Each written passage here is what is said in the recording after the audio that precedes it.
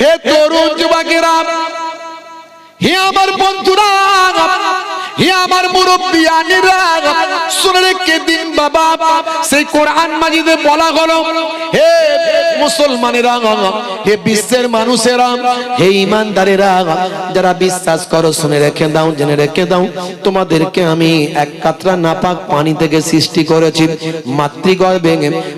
খলাকাল ইনসানা মিন আলাক, আল্লাহ বলছেন আমি আলাক থেকে মানুষকে সৃষ্টি করেছি। অর্থাৎ এক কাতরা সামান্য নাপাক পানি, যে পানিটা শরীর থেকে বের হলে গোসল করা ফরজ হয়ে যায়। পবিত্র পাক গোসল না করলে ওযু হয় না, নামাজ হয় না, কোরআন ছোঁয়া যায় না। হে তরুণ যুবকেরা, মাতৃগর্ভে সেই অপবিত্র নাপাক পানিকে আল্লাহ বলছেন সুম্মা কানা আলাকাতান ফাখালাকা ফাসাওয়া, আমি সেই নাপাক পানিটাকে মাতৃগর্ভে জমাট বাঁধা রক্তপিণ্ডে পরিণত করেছি। হে তরুণ যুবকেরা, তারপরে নির্দিষ্ট সময় যাবার পরে আমার আল্লাহ বলছেন শোনো, ওই জমাট বাঁধা রক্তপিণ্ডটা গোস্তের টুকরোতে, মাংসে গোস্তের টুকরোতে আমি কনভার্ট করেছি, পাল্টে দিয়েছি। গোস্তের টুকরোটাকে আস্তে আস্তে বড় করেছি। মাতৃগর্ভের ভিতরে আমার কুদরতি ক্ষমতায় সে গোস্তের টুকরোটাকে আমি আল্লাহ সুন্দর করে পঞ্চ ইন্দ্রিয়, নাসিকা, কর্ণ, জিহ্বা, ত্বক একটা মানুষ সৃষ্টি করে দিয়েছি। ওই মানুষটা মায়ের গর্ভে পানির মধ্যে মৃত অবস্থায় হাবুডুবু খায়। ওই মানুষটা মায়ের গর্ভে, মায়ের নাড়ি ভুড়ির ভিতরে একটা আমার সুন্দর আইসিইউ এর মতো একটা সুন্দর একটা থাকার জায়গা, সংরক্ষিত জায়গায় পানি দিয়ে ভর্তি। সেখানে ওই সন্তানটি হাবুডুবু খাচ্ছে মৃত অবস্থায়, সে কিন্তু জীবিত নয় তখন। এই জন্য আল্লাহ বলছেন বান্দারে, হে দুনিয়ার মানুষ শোনো, তোমরা কেমন করে আমি আল্লাহকে অবজ্ঞা করো, আমি আল্লাহর নির্দেশনাকে অমান্য করো, আমি আল্লাহর সঙ্গে শিরক করো, আল্লাহর সমতুল্য ভাবো। পৃথিবীর কোন মানুষ আমার সমতুল্য নয়। সেই Allah is one, Allah is one on whom all depend. He begets not is he begotten, and none is like him. may yushrik billahi faqad harrama Allahu alayhi al-jannah. শিরককারীর জন্য জান্নাত চিরতরে হারাম হয়ে যায়। কোন মানুষকে আল্লাহর মতো ভেবো না, কোন ভাই আমার নবীকেও আল্লাহ মনে করা যাবে না। কোন পৃথিবীর গাছপালা, তরুলতা, ভাই আমার আকাশ পাতাল সবকিছু যা কিছু আছে তাও তাকে কখনো আল্লাহ মনে করা যাবে না। কোনো কিছুই স্রষ্টা নয়, বাকি যা কিছু আছে সবই হলো সৃষ্টি। একজন স্রষ্টা, এটাই আমাদের কনসেপ্ট, এটাই আমাদের কনসেপ্ট। স্রষ্টা হলেন only one, his name is Allah, তিনি হলেন মহান আল্লাহ। জোরে বলুন সুবহানাল্লাহ। বেশি মস্তানি করে লাভ নাই, সহজ মানুষ হয়ে যাও, ভালো মানুষ হয়ে যাও। মরিলেও মরা নহে যদি লোকে ঘষে, আর বাঁচিয়া কি ফল তার যদি লোকে দোষে। মরিলেও মরা নয় যদি লোকে সুনাম করে, আর বেঁচে থেকে কি লাভ যদি লোকে দুর্নাম করে। যখন জন্ম তুমি নিয়েছিলে ভবে, তুমি মাত্র কেঁদেছিলে, হেসেছিল সবে। এমন জীবন হবে করিতে গঠন, মরণে হাসিবে তুমি, কাঁদিবে ভব ভুবন। তুলসী जब जग में आए तू रोए जग हंसे, ऐसी करनी कर चलो तुम हंसो जग रोए। এগুলো কারা? ভালো মানুষ যারা, এগুলো কারা? ভালো মানুষ যারা, এরা হলো স্পেশাল মানুষ, এরা হলো স্পেশাল। কিন্তু এরা আল্লাহ নয়, এরা হলেন সৃষ্টি, শ্রেষ্ঠ জীব, শ্রেষ্ঠ মানুষ।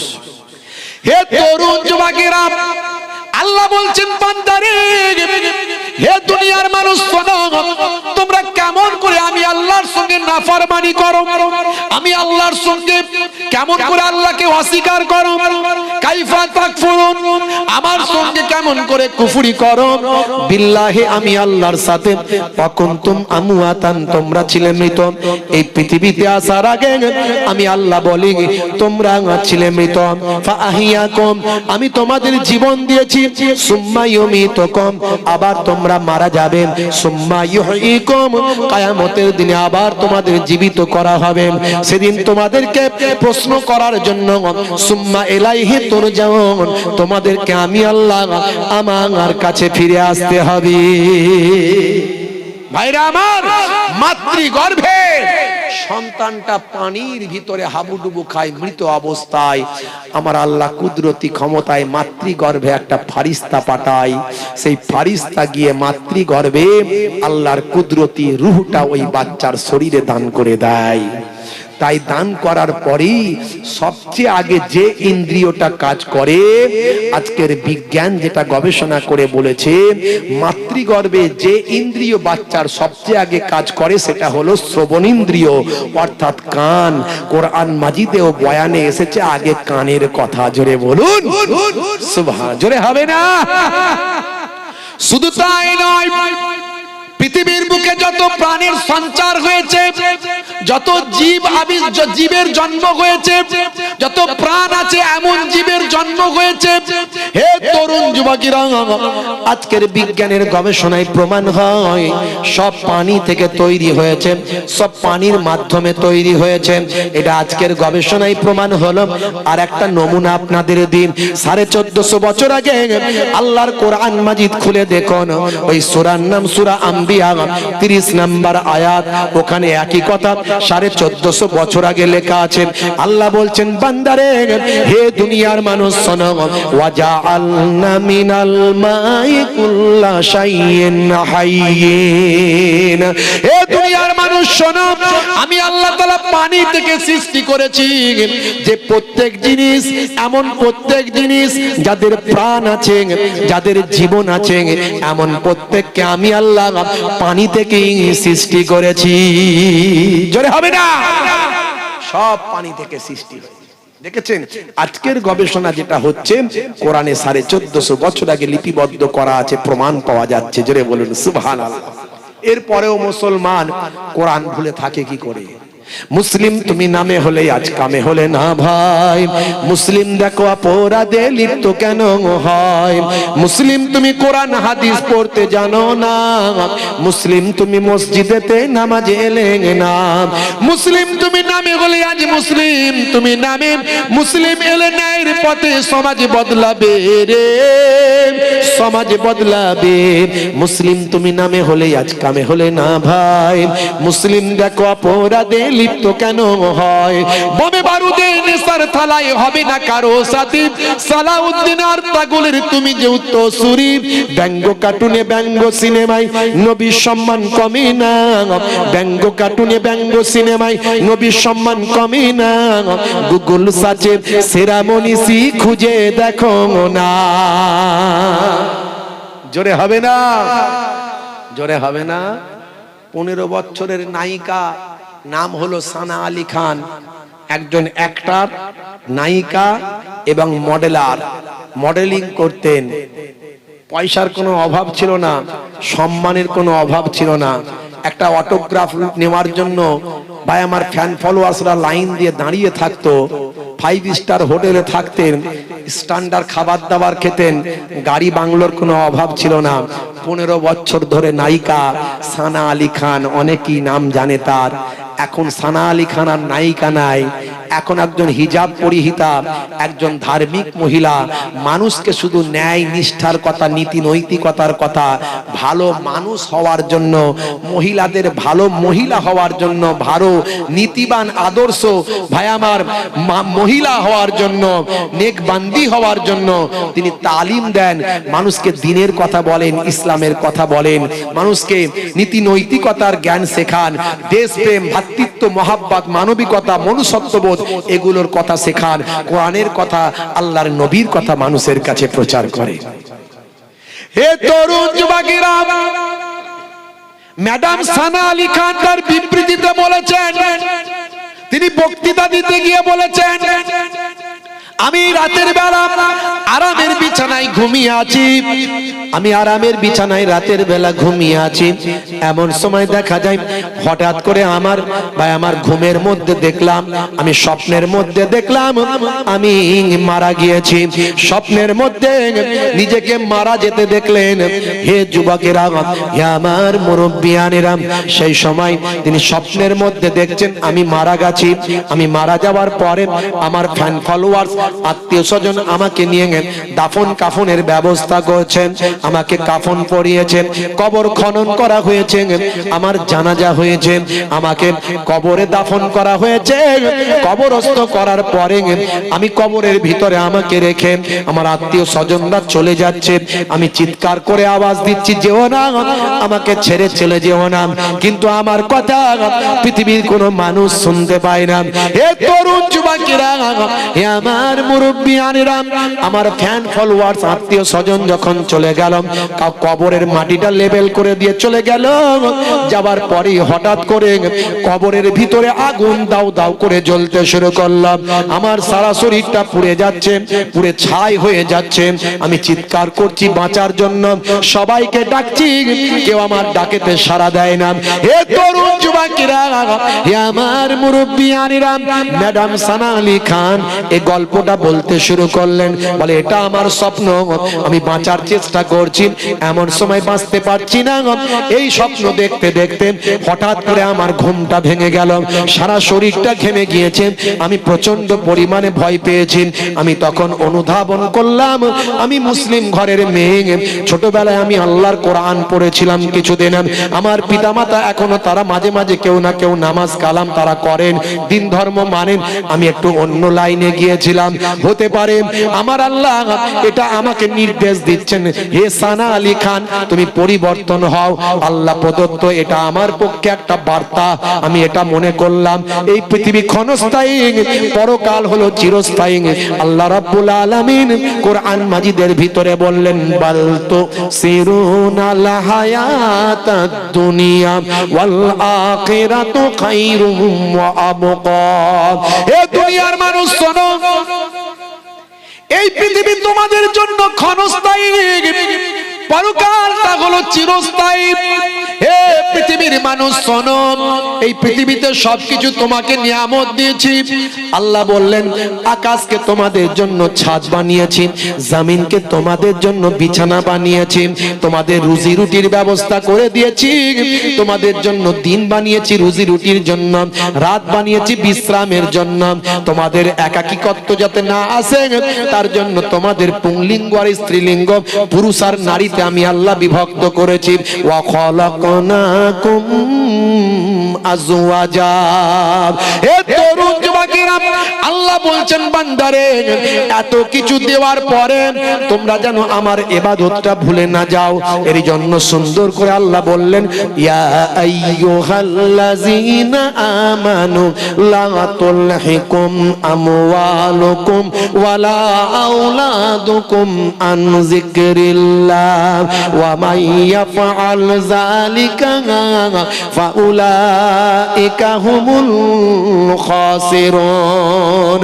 এ দুনিয়ার মানুষ শোনো, না ভুলা দে মাল तुम्हारा और औलाद तुम्हारे, अल्लाह के इबादत से তোমরা যেন দুনিয়ার মালমাতা সম্পদ, ছেলে মেয়ে, কাজ কারবার, ব্যবসা বাণিজ্য, যেগুলো তোমরা নিজের মনে করো, এগুলো পেয়ে যেন তোমরা আমি আল্লাহ আমার ইবাদতটা যেন ভুলে না যাও।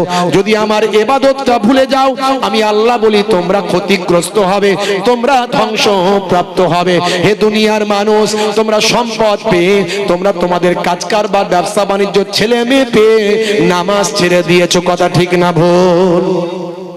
100 জনের 95 জন নামাজ পড়ে না, আছে না? জোরে বলেন।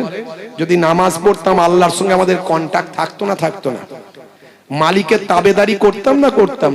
আর বিপদে বললে মালিক সারা দিত না। এখন বিপদে বললে মালিক অনেক দেরিতে সারা দেয়, তার আগে অনেক ভুগতে হয়, অনেক চোখের পানি নাকের পানি ঝরে যায়। এই এসআইআর নিয়ে কত চোখের পানি নাকের পানি ঝরে যায় একবার ভাবুন।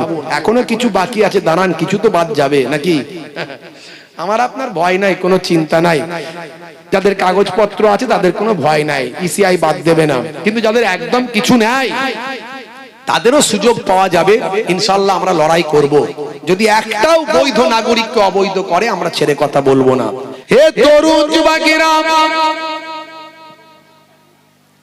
হে আমার বন্ধুরা, শুনে রেখে দিন বাবা, জেনে রেখে দেন।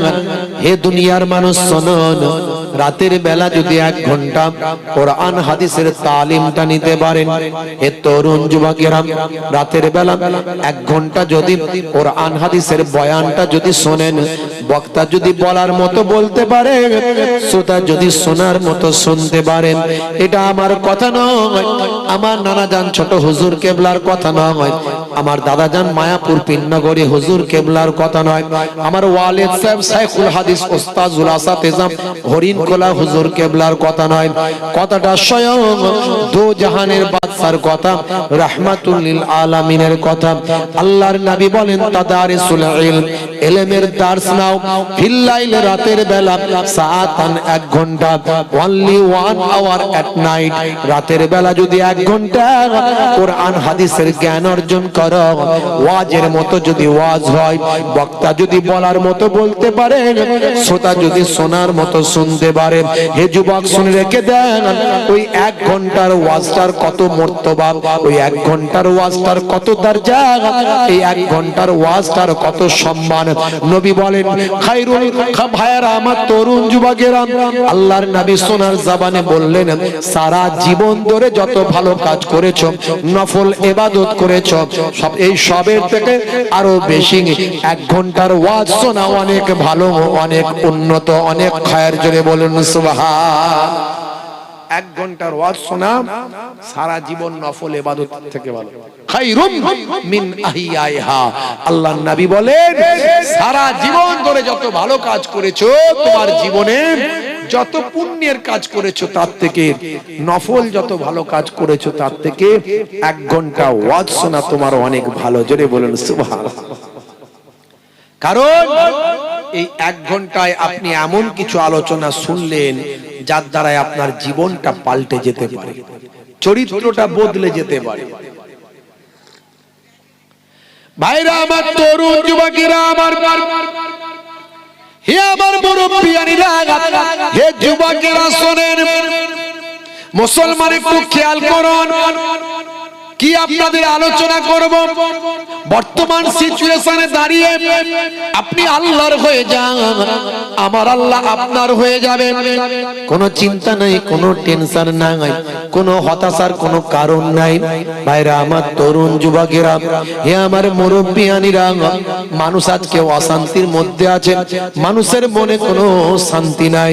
যদিও এই শাহবাগের মানুষের, এই শাহপুরের মানুষ, তারা অনেক শান্তির মধ্যেই আছে, কথা ঠিক না ভুল? ঠিক তো নাকি? শান্তিতে আছেন তো আপনারা? কোনো টেনশন আপনাদের নাই? আছে টেনশন? কথা বলে না। কোনো টেনশন আছে আপনাদের?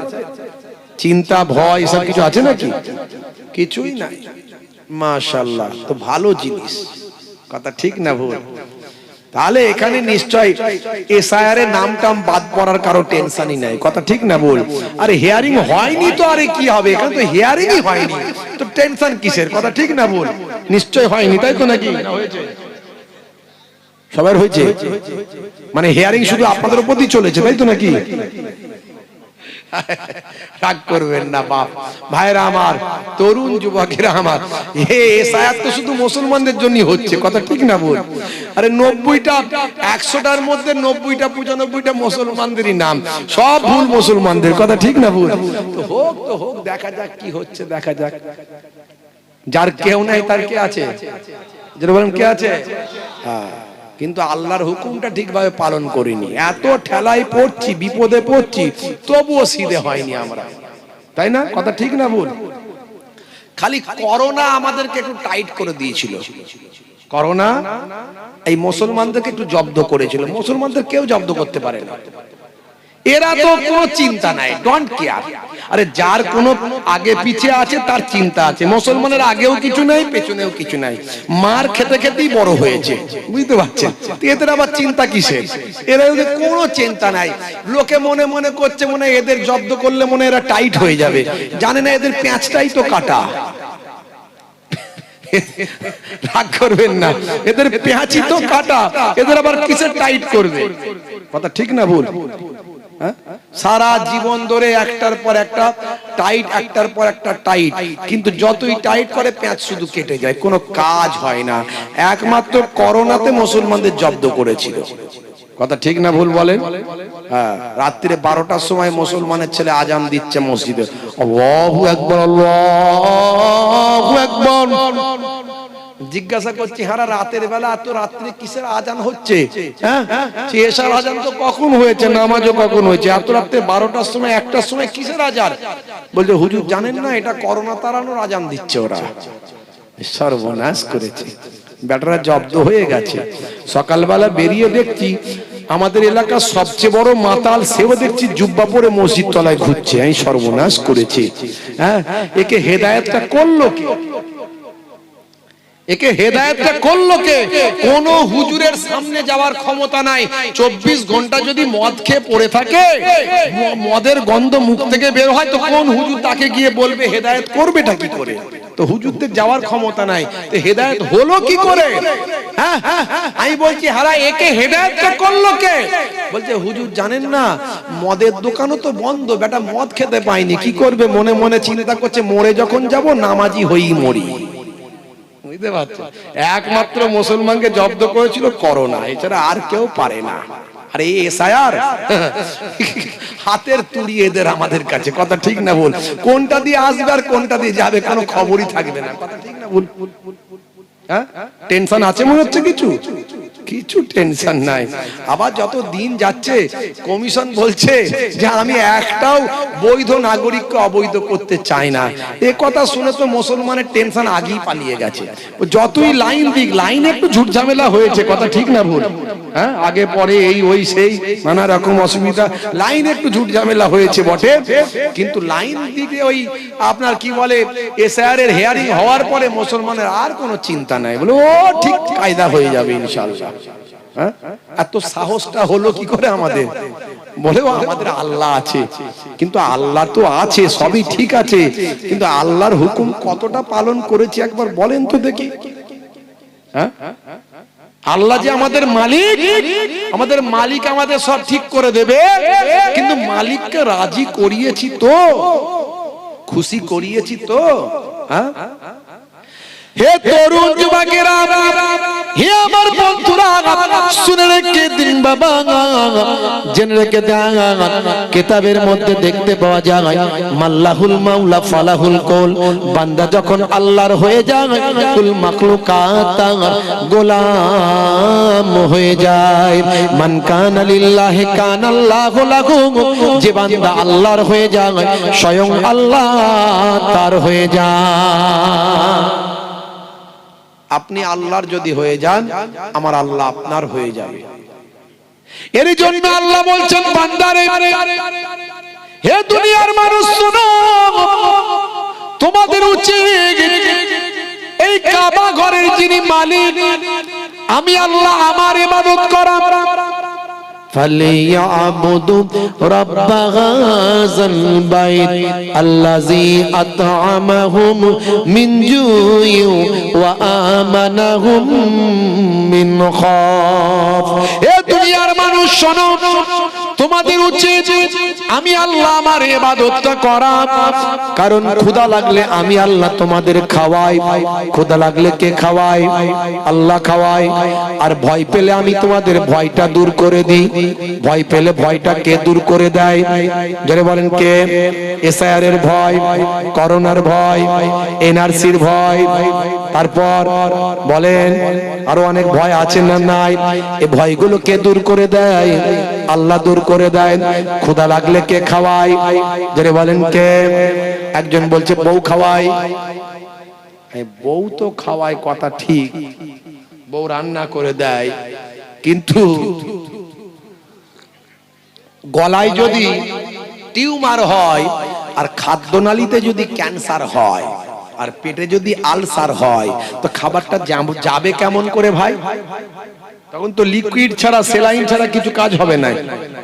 না, কথা তো ঠিক বলেছেন হুজুর, কিন্তু কিন্তু মানে ওই কি কিন্তু বলো তো? বলে না, তাহলে ঠিকই আছে, আল্লাহ খাওয়ায়, ওই জন্যই আল্লাহ বলেছেন ক্ষুধা লাগলে আমি খাওয়াই। জোরে হবে না?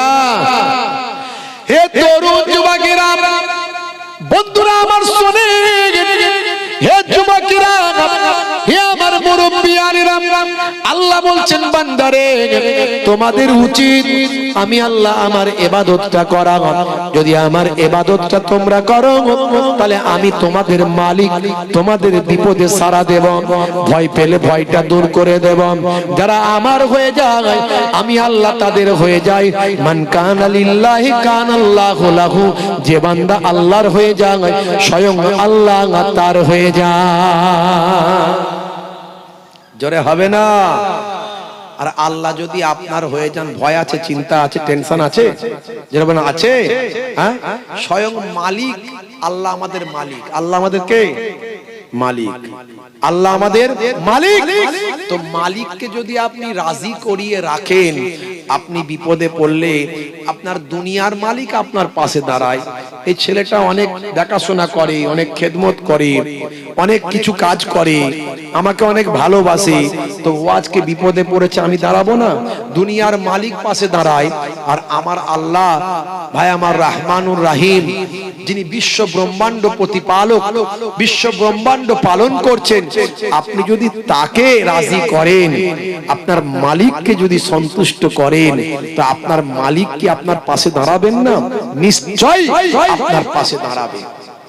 কিন্তু আপনাকে একটু কাজ করতে হবে, আপনাকে কিছু কাজ করতে হবে, সেই মালিককে রাজি করাতে হবে, খুশি করাতে হবে। মালিককে রাজি কেমন করে করাবেন? হে তরুণ যুবকেরা, হে আমার মুরব্বিয়ানেরা, শুনে রেখে দিন বাবা, জেনে রেখে দেন। হে মুসলমান, একটু লক্ষ্য করুন। মালিক বলছেন, আল্লাহ বলছেন, বান্দারে তোমাকে আমি সব কিছু দিয়েছি দুনিয়াতে, কি দিইনি তোমাকে বলো? তোমার জন্য হাওয়া, বাতাস, ফলমূল, খাদ্য, শস্য সব আমার কুদরতি ক্ষমতা। এগুলো তো কোনো মানুষ আবিষ্কার করে তৈরি করেনি।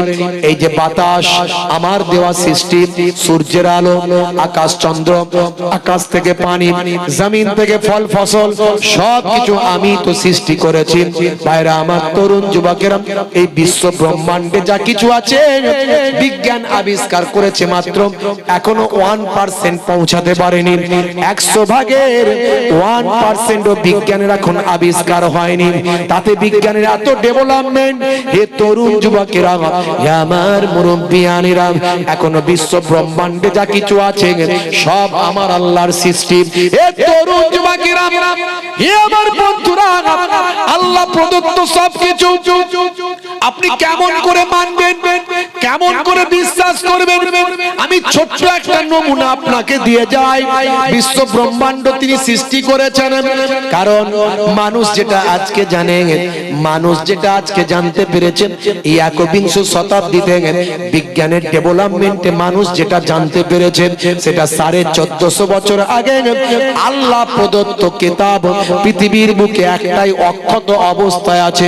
1450 বছর ধরে আল্লাহ প্রদত্ত একটা কিতাব, আল্লাহর বাণী একটা কিতাব অক্ষত অবস্থায় আছে। আজকে যেটা মানুষ জানতে পারছে, সেটা 1450 বছর আগে আল্লাহর কোরআনের মধ্যে লিপিবদ্ধ পাওয়া যায়। জোরে হবে না? আরে জোরে হবে না? আপনাকে প্রমাণ দেব, অনেক প্রমাণ আছে, অনেক প্রমাণ আছে, কিন্তু অনেকগুলো প্রমাণ দিতে গেলে অনেক সময় লাগে। অত লাগবে না, অত দেওয়ার দরকার নাই। মায়েরা ভাতটা যখন টিপে দেখে, একটা দুটো টিপলি বুঝতে পারে যে হাঁড়ির ভাত হয়েছে নাকি। আমি একটা উদাহরণ দিচ্ছি, তাহলেই বুঝতে পারবেন যে কোরআন সত্য, কোরআন আল্লাহ প্রদত্ত বাণী, আর কোরআন সত্য মানে আল্লাহ আছেন, সেই জন্যই কোরআন সত্য। আর কোরআন সত্য মানে নবী সত্য, আর আমাদের সেই কোরআনকে মেনে চলতে হবে, আল্লাহ মানতে হবে, নবী মানতে হবে। একটা উদাহরণ দেব। যারা বিজ্ঞানের ছাত্র আছেন নিশ্চয়ই বিগ ব্যাং থিওরি আপনারা চেনেন। বিগ ব্যাং থিওরির কথা আপনারা জানেন। বিগ ব্যাং থিওরি নিয়ে গবেষণা চলছে পৃথিবীতে, সারা পৃথিবীতে বিগ ব্যাং থিওরি নিয়ে গবেষণা হয়েছে, আলোচনা হয়েছে। হে তরুণ যুবকেরা, বিগ ব্যাং থিওরি কি বিজ্ঞান সবসময় তল্লাশি করছে, খোঁজার চেষ্টা করছেন, আবিষ্কার করার চেষ্টা করছেন। বিজ্ঞান আবিষ্কার করছেন বিশ্ব ব্রহ্মাণ্ড কেমন করে সৃষ্টি হলো। হে তরুণ যুবকেরা, এই বিশ্ব ব্রহ্মাণ্ড সৃষ্টির রহস্যটা বিজ্ঞান আবিষ্কার করেছেন। এটার নাম দিয়েছে তারা বিগ ব্যাং থিওরি। হে তরুণ যুবকেরা, হে আমার মুরব্বিয়ানেরা, এই বিগ ব্যাং থিওরি কবে আবিষ্কার করেছে? হে বিজ্ঞানের ছেলেরা, শিক্ষিত মানুষেরা, এই এলাকার অনেক শিক্ষিত মানুষ আছেন, আপনারা গবেষণা করবেন। আপনাদের জন্যই ওয়াজটা করছি, ভালো করে শুনুন। বিগ ব্যাং থিওরি কবে আবিষ্কার হয়েছে আমি আপনাদের বলি। বিগ ব্যাং থিওরি প্রথম আবিষ্কার হয় 1931 খ্রিস্টাব্দে। যিনি আবিষ্কার করেন পৃথিবী বিখ্যাত একজন জ্যোতির্বিদ, তার নাম হলো মিস্টার জর্জ লেমিন্টন। মিস্টার জর্জ লেমিন্টন তিনি বিগ ব্যাং থিওরি আবিষ্কার করেছেন আজ থেকে কিছু কম বেশি প্রায় 94-95 বছর আগে। হে তরুণ যুবকেরা, হে আমার মুরব্বিয়ানেরা, ভাই আমার দোস্ত, আমার তরুণ যুবকেরা, মুরব্বিয়ানেরা, ভাই আমার 1931 সালে প্রথম বিগ ব্যাং থিওরি আবিষ্কার হয়। এই বিগ ব্যাং থিওরিতে কি বলা হয়েছে? বলা হয়েছে যে আকাশ এবং জমিন সবকিছু একসঙ্গে মিলেছিল, মিলিত অবস্থায় ছিল। এর উপরে একটা বিস্ফোরণ হলো। এই বিস্ফোরণ হওয়ার পরে আকাশ আর জমিন সব পৃথক হয়ে গেল। আকাশ আর জমিন সব পৃথক হয়ে গেল। আকাশে কি কি আছে? সূর্য আছে, চন্দ্র আছে, গ্রহ নক্ষত্র উপগ্রহ আছে। ভাই আমার যত আকাশে বায়ুমণ্ডল থেকে শুরু করে সবকিছু আছে। আর জমিনে কি কি আছে? এই জমিনে আছে ভাই আমার জঙ্গল আছে, পাহাড় আছে, নদী আছে, সমুদ্র আছে, এই সব কিছু আছে। বিজ্ঞান বলছে এই সব একসঙ্গে মিলেমিশে এক হয়েছিল একটা বিস্ফোরণের মাধ্যমে। আকাশ আকাশের জায়গায় চলে গেছে, জমিন জমিনের জায়গায় চলে গেছে। অর্থাৎ আকাশে চাঁদ সূর্য গ্রহ উপগ্রহ সব চলে গেছে, আর এইদিকে সব সমুদ্র নদ নদী পাহাড় পর্বত বন বনানী সব এক কাছে এদিকে রয়ে গেছে।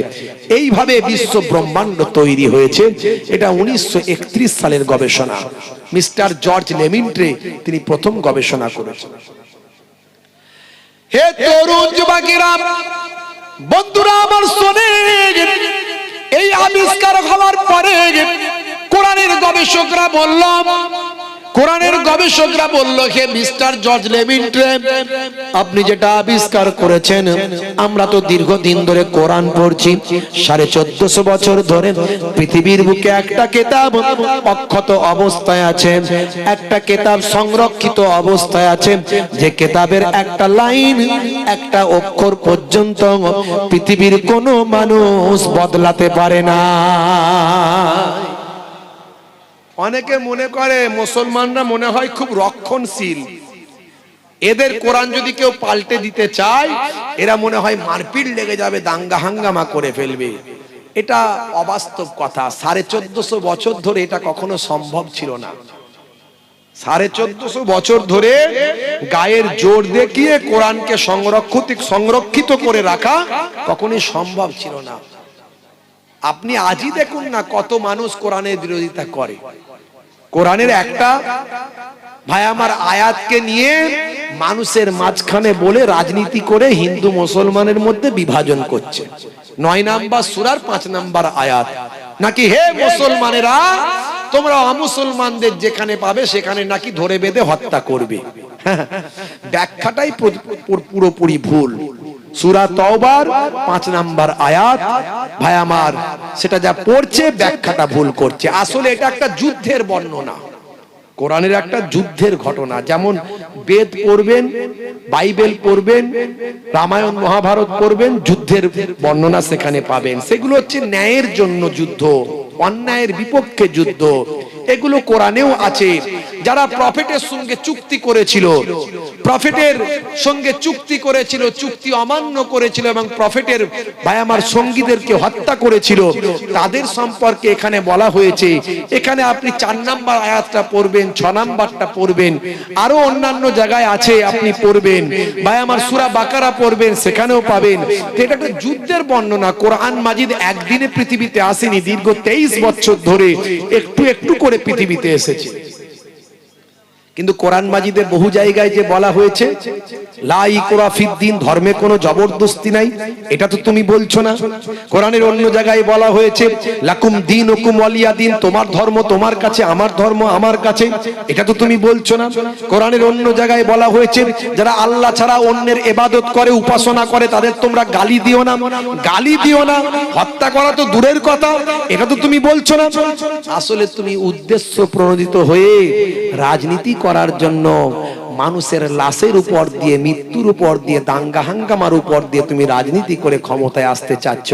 কিন্তু একদিন মানুষ বুঝতে পারবে, যতই যাই করুক সত্য কখনো মিথ্যায় পরিণত হয় না, সত্য সত্যই হয়, সত্যের বহিঃপ্রকাশ ঘটে। সবাই বিরোধিতা করলো, সবাই প্রচার করলো, শুধু মুসলমানেরা নয়, অমুসলিম, হিন্দু, খ্রিস্টান, বড় বড় জ্ঞানী মানুষ তারা কোরআনের বিভিন্ন আয়াত দিয়ে, উদ্ধৃতি দিয়ে বুঝিয়ে দিল যে ওই নেতা যেটা বলেছে সেটা মিথ্যা বলেছে, উদ্দেশ্য প্রণোদিত হয়ে সে বিভাজনের জন্য, রাজনীতির জন্য কথাগুলো বলেছে। প্রমাণ হয়ে গেল, কোনো কাজ হলো না। 1400 বছর ধরে এইভাবেই অক্ষত আছে কোরআন মাজিদ। পৃথিবীর কোনো মানুষ বদলাতে পারেনি। ইভেন সুপ্রিম কোর্টেও মামলা হয়েছে, হাইকোর্টেও এর আগে মামলা হয়েছে। বিচারপতিরা কোরআন পড়ে মুগ্ধ হয়ে বলেছে তোমরা কোরআন ভালো করে পড়ো, তোমাদের সমস্যার সমাধান হয়ে যাবে। তোমরা যে আয়াত নিয়ে কমপ্লেন নিয়ে এসেছো, এই ওয়াসিম রেজভিকে দিয়ে মামলা করিয়েছিল, বুঝতে পারছেন, ওয়াসিম রেজভিকে দিয়ে মামলা করিয়েছিল। তো সে মামলা করার পরে সুপ্রিম কোর্টে বিচারপতি বলল, ও ওয়াসিম রেজভি, তুমি মামলা নিয়ে এসেছো, তোমার যে আয়াতগুলো নিয়ে সমস্যা, সেই আয়াতের আগের লাইনগুলো পরের লাইনগুলো পড়বে, তোমার সমস্যার সমাধান সেখানেই লেখা আছে। তুমি শুধু কোরআন নিয়ে মামলা করেছো তা নয়, পৃথিবীর 200 কোটি মানুষের ভাবাবেগে আঘাত করেছো। আরো কয়েকশো কোটি মানুষ কোরআন ভালোবাসে। যেমন আমি আপনাদের ভাই, আমি কিন্তু বেদ ভালোবাসি। আমার বাড়িতে বেদ আছে, আমার বাড়িতে গীতা আছে, আমার বাড়িতে উপনিষদ আছে, আমি সব পড়ার চেষ্টা করি। অনেক শ্লোক আমার মুখস্থ আছে। ভাইরা আমার, আপনি ভাববেন না আমি পরিমাণে কি আমি ইসলাম থেকে বের হয়ে চলে গেলাম নাকি, আমি কি অমুসলিম হয়ে গেলাম। আমি এখানে বসে বসে, স্টেজে বসে বসে ওয়ান ক্যামেরা শ্রী রামকৃষ্ণ পরমহংসদেবের বাণীগুলো বলি, স্বামী বিবেকানন্দজির বাণীগুলো বলি, জীবে প্রেম করে যেই জন সেই জন সেবিছে ঈশ্বর আমি বলি, আমি তাদের গুণকীর্তন করি। আমার ইসলাম বলেছে মহাপুরুষদের অপমান করবে না, মহাপুরুষদের সম্মান করবে। প্রত্যেক জায়গাতে কিছু শিক্ষার জায়গা আছে, শিক্ষাগুলো সেখান থেকে নেবে। এতে ইসলামে কোনো আপত্তি নাই, ইসলামে কোনো জোর জবরদস্তি নাই, ইসলামে কোনো ধর্ম নিয়ে চাপিয়ে দেওয়ার বিষয় নাই। জোর করে ইসলাম ধর্ম হয় না, লা ইকরা ফিদ্দিন, ধর্মে কোনো জবরদস্তি নাই। আমি এগুলো বলি, তেমন অনেক অমুসলিমরা কোরআন ভালোবাসে। আমি বইমেলায় গিয়েছিলাম, আমি এবারে বইমেলায় গিয়েছিলাম, সম্ভবত এই ফেব্রুয়ারির মনে হয় 2 তারিখ না 3 তারিখে আমি গিয়েছিলাম। ওখানে কোরআনের একটা স্টল হয়, আপনারা দেখবেন, অনুবাদ সহ ভাই আমার বিভিন্ন ভাষায়, সম্ভবত 22টা ভাষায় অনুবাদ করে কোরআন সেখান থেকে দেওয়া হয় ফ্রি অফ কস্ট। তো সেই কোরআন মাজিদ আমি ওখানে কাউন্টারে আমাকে নিয়ে যাওয়া হলো, ওরা আমাকে গিফট করলো। আমি জিজ্ঞাসা করলাম, অন্যান্য বছর তো তোমরা কোরআন ডিস্ট্রিবিউশন করো, তো এবারে দিচ্ছ, তো তোমাদের কাছে কিরকম কোরআন নেওয়ার চাহিদা কেমন দেখছো? বলল অন্যান্য বারের থেকে 100 গুণ বেশি এবছরে কোরআন মাজিদ দিয়ে আমরা শেষ করতে পারছি না। আমি বললাম, দেখো এটা কিন্তু আমাদের কোনো ক্যালি নাই এখানে। আমরা এত বলি লোককে কোরআন পড়ো, কোরআন পড়ো, কোরআন পড়ো, মানুষ পড়তেই চায় না ঠিক করে। আর ওই নেতা এমন কথা বললো, এমন ভাগ করার কথা বললো, এমন কোরআন নিয়ে দুটো কথা বলে দিল, এত মানুষের কাছে ছড়িয়ে পড়লো। এখন মুসলমানদের থেকে অমুসলমানেরা কোরআন পড়তে বেশি আগ্রহী হয়ে গেল। তার প্রমাণ, তোমার কাছ থেকে এত বেশি পরিমাণে তারা কোরআন মাজিদ সংগ্রহ করছে। জোরে হবে না? জোরে হবে না? আল্লাহ কাকে দিয়ে কি কাজ করাবেন কেউ জানি না। আমরা আল্লাহ ভুলে যেতে পারি, আল্লাহ কাকে দিয়ে তার দিনকে মানুষের কাছে পৌঁছে দেবেন কেউ জানি না আমরা। ভাইরা আমার, তরুণ যুবকেরা আমার, যদি আগুন লেগে ধ্বংস হয়ে যায়, ধ্বংস হয়ে যায় পৃথিবীর সব বইয়ের দোকান, তবু বিশ্ব থেকে হারাবে না পবিত্র কোরআন। জোরে হবে না? জোরে হবে না? করবে কেমন করে কোরআন ধ্বংস আগুনের তেজ, করবে কেমন করে কোরআন ধ্বংস আগুনের তেজ, আছে বিশ্বে ভরা অগণিত কোরআনে হাফেজ। এটা একজন অমুসলিম হিন্দু ভাইয়ের লেখা কবিতা, তিনিও কিন্তু কোরআন ভালোবাসেন, বুঝতে পারছেন ভাইরা আমার। তিনি, তার বাড়ি হলো বাংলাদেশ, নাম হলো mister Nakul Kumar Biswas, internet search করবেন পাবেন। যখন আমেরিকার বুকে যখন ভাইরা আমার ওই একজন পণ্ডিত, আমেরিকার একজন খ্রিস্টান পণ্ডিত ভাইরা আমার 2011 সালে ঈদের আগে যখন বলেছিল কোরআন মাজিদ পুড়িয়ে দেবে, তখন বাংলাদেশের এক আমার হিন্দু ভাই মিস্টার নকুল কুমার বিশ্বাস এই কবিতা রচনা করে তার উত্তর দিয়েছিল, করবে কেমন করে কোরআন ধ্বংস আগুনের তেজ, করবে কেমন করে কোরআন ধ্বংস আগুনের তেজ, আছে বিশ্বে ভরা অগণিত কোরআনে হাফেজ। তারা ছাপি আসমানি গ্রন্থ, তারা ছাপি আসমানি গ্রন্থ, বাঁচাবে ইসলামের সম্মান, তবু বিশ্ব থেকে হারাবে না পবিত্র কোরআন। জোরে হবে না? আল্লাহ বলছেন, বান্দা নাহানু নাযালনায যিকরা ওয়া ইন্না লাহু লাহাফিজুন, এই কোরআন মাজিদ আমি আল্লাহ নাজিল করেছি, আর এর হেফাজতের দায়িত্বটাও আমি আল্লাহ নিজে গ্রহণ করেছি। 1450 বছর ধরে অক্ষত আল্লাহ নিজে রক্ষা করার দায়িত্ব নিয়েছেন। একটা লাইন, একটা অক্ষর কেউ বদলাতে পারেনি। আপনি অবাক হবেন, কোরআনের গবেষক বলছেন, হে মিস্টার জর্জ লেমিন্ট্রে, আপনি যেটা আজকে 1931 সালে আবিষ্কার করছেন, আমরা তো বারবার পড়ি, কিন্তু আপনার আবিষ্কারের সঙ্গে তো কোরআনের কথাটা মিলে যাচ্ছে। বলো কি মশাই, বলো কি? এত কাঠখই পুড়িয়ে, এত মেহনত করে, এত যন্ত্রপাতি দিয়ে, এই করে সেই করে যেটা আবিষ্কার আজকে আমি এত চেষ্টা করে তার ফল বের করছে, তুমি বলছো কোরআনে আছে? বলো কি? বলে হ্যাঁ সাহেব, কোরআনে আছে। মাওলানা সাহেব বলো তো দেখি কোরআনে কোথায় আছে? বাজে কথা বললে হবে না, মিলিয়ে দেখিয়ে দাও। হে তরুণ যুবকেরা, হে আমার বন্ধুরা, হে আমার মুরব্বিয়ানিরা, শুনে রেখে দিন বাবা, জেনে রেখে দেন।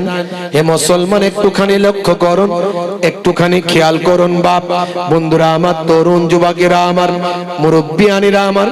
এমন সময় কোরআনের গবেষক বললেন, শোনেন হে মিস্টার জর্জ লেমিন্টে, শুনে রেখে দেন, জেনে রেখে দেন, আপনি যে কথাটা বললেন আকাশ এবং জমিন সব মিলিত অবস্থায় ছিল, একত্রিত অবস্থায় ছিল।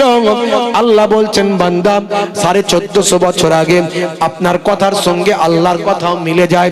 আপনি বলছেন একত্রিত অবস্থায় ছিল, পরবর্তীকালে পৃথক হয়েছে, আলাদা আলাদা হয়ে গেছে। 1450 বছর আগে আল্লাহর কোরআনে লিপিবদ্ধ হয়েছে। সে সময় কোনো নাসা ছিল না, ইসরো ছিল না, গ্যালিলিওর জন্ম হয়নি, ভাই আমার কোপারনিকাসের জন্ম হয়নি, সেই সময় স্টিফেন হকিন্সের জন্ম হয়নি, ভাইরা আমার কোন রকম ইসরো ছিল না, কোন রকম নাসা ছিল না, অনুবীক্ষণ দূরবীক্ষণ কোন যন্ত্র ছিল না, ভাইরা আমার, ভাই আমার কোন প্যাথোলজি ছিল না। 1450 বছর আগের মানুষগুলো ছিল বেদুইন, তারা যুদ্ধ, মারামারি, কাটাকাটি, হানাহানিতে লিপ্ত থাকতো। একটা ভাই আমার হত্যার বিনিময়ে তারা 100টা হত্যা করে ক্ষান্ত হতো। সামান্য একটা উটের পানি পান করার জন্য তারা 50 বছর জোরে যুদ্ধ করত। সে সময় মানুষ ধর্ষণ করে গর্ববোধ করত, মানুষ হত্যা করে গর্ববোধ করত, মানুষ লুট করে গর্ববোধ করত, মানুষ ভাই আমার গুন্ডামি করে গর্ববোধ করত। আজও মাঝে মাঝে করে না গর্ববোধ, মারপিট করে গুন্ডামি করে ধর্ষণ করে জেল থেকে বেরোচ্ছে, যেন মনে হচ্ছে নতুন বরযাত্রী বিয়ে করতে এসেছে, ফুলের মালা দিয়ে বরণ করছে, বিরাট বড় কাজ করেছে, ধর্ষণ করে বেরোচ্ছে। দেখছেন না কথা, কাজ দেখছেন না? মানে সেই যুগ এখন ফিরে চলে এসেছে মোটামুটি। আধুনিকতার নামে জাহেলিয়াত, আধুনিকতার নামে সেই আরবের সেই যুগ ফিরে এসেছে। আজকে এপিস্টাইন ফাইল দেখেছেন তো, নাম শুনেছেন তো এপিস্টাইন ফাইল? হ্যাঁ, এটা কারা? এ তো আরবের সেই বর্বরতাকেও হার মানিয়েছে। এরা সভ্য সমাজের অসভ্য বানর, তার থেকেও নিকৃষ্ট। এরা সভ্যতার পাঠ পড়ায় পৃথিবীকে। এরা বলে ইসলামোফোবিয়া, এরা বলে ইসলামে নাকি নারীদের স্বাধীনতা দেওয়া হয়নি, এরা বলে ভাইরা আমার, তরুণ যুবকেরা আমার, মানবতার শিক্ষা দেয়, মনুষ্যত্বের শিক্ষা দেয়। এরা কারা? Donald Trump, Stephen Hawkins, Lionel Messi. হ্যাঁ, পৃথিবীর ফেমাস পৃথিবীর মানুষ তাকে স্যালুট করে, অনেকে পুজো করে এদের। হ্যাঁ ভাই আমার, দোস্ত আমার, শুনলাম সেদিনে যখন ওই কলকাতায় মেসি এসেছিল বিশ্বভারতীতে, অনেক গন্ডগোল হয়েছিল। তো ছেলেটি বড় আশা করে মেসিকে দেখতে গেছে, ভালো করে দেখতে পায়নি। তো মেসি যেই মাঠের ওপর দিয়ে হেঁটেছে, সেই মাঠের একটা ঘাস ছিঁড়ে নিয়ে এসেছে, বলছে মেসি এর ওপর দিয়ে চলেছে, এটাকেই সে বাঁধিয়ে ঘরে দেওয়ালে টাঙিয়ে রেখে দিয়েছে। চিন্তা করতে পারছেন মানুষের উন্মাদনা কোন জায়গায়?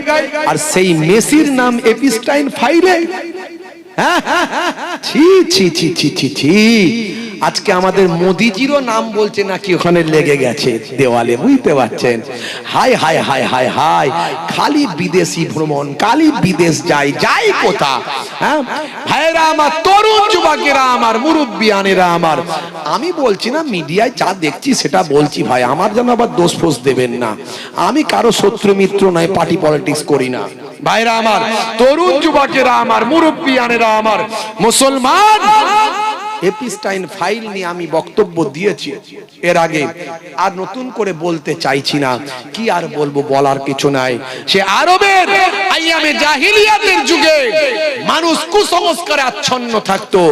একজন নারী অসংখ্য পুরুষে আসক্ত, একজন পুরুষ অসংখ্য নারীতে আসক্ত।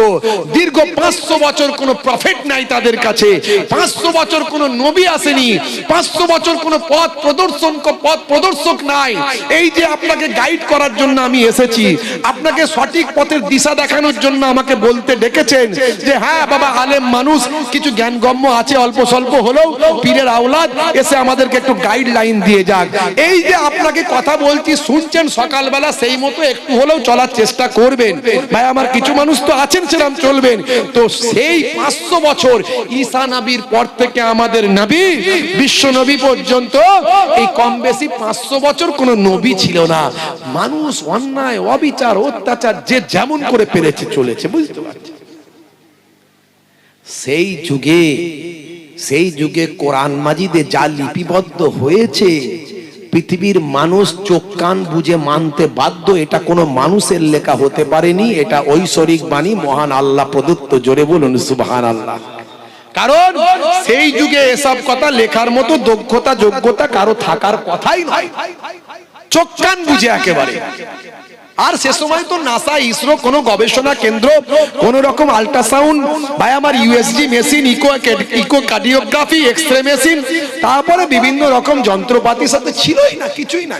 বেদুইন, যাযাবর, মেরে ধরে খায়, লুটপাট করে খায়, মাঝে মাঝে পশু নিয়ে বেরিয়ে যায়, সে পশু চারণ করে, সেখান থেকে কিছু হলো খায়, অনাহারে থাকে, এইরকম। আর ধুধু মরুভূমি, পাথরে এলাকা, আজও দেখেন না, থাকতে পারবেন না।